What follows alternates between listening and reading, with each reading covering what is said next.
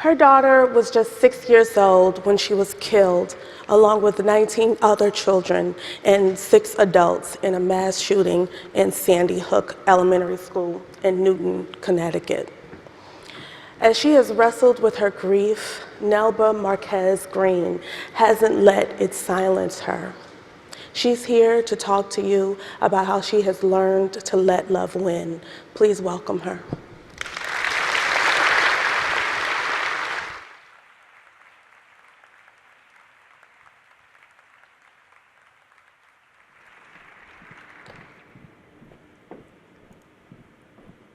This is a really long walk.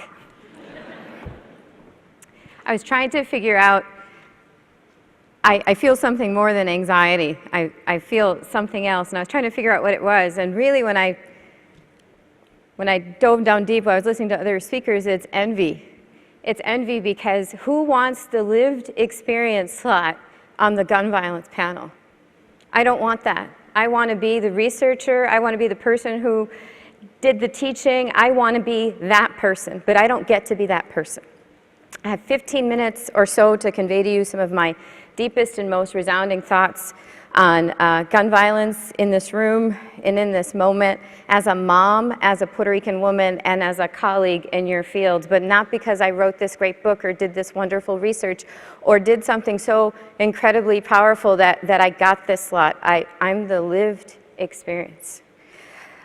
I dedicate the breath and strength it takes to do this to my children, Anna and Isaiah, my husband, Jimmy, and all families impacted by gun violence, especially the ones that don't get a platform like this one and whose stories we have to work much harder to hear. We'd moved to Sandy Hook 4 months before the Sandy Hook school shooting. We'd moved from Winnipeg, Manitoba. Do I have any Canadians in the audience today?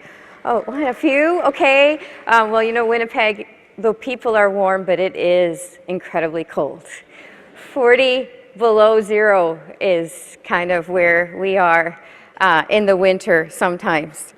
But we'd moved just before the shooting because we wanted to come back home. I was born originally in Puerto Rico, but I grew up in Connecticut alongside, my husband did too, and we wanted to just come back home.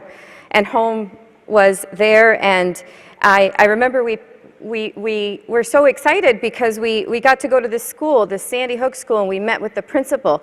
Her name is Dawn Hochsprung, and we sat in her office, and she excitedly showed us her dress-up costumes and talked to us about her love of the Sandy Hook School family.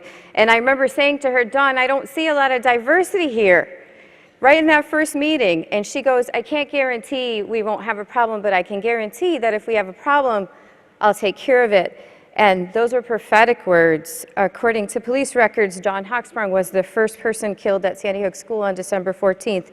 So were 4 other educators, and Mary Sherlock, your colleague, the school psychologist, and 20 children, among them my daughter, Anna Grace Marquez Green, and our son, Isaiah, who was there physically present but survived.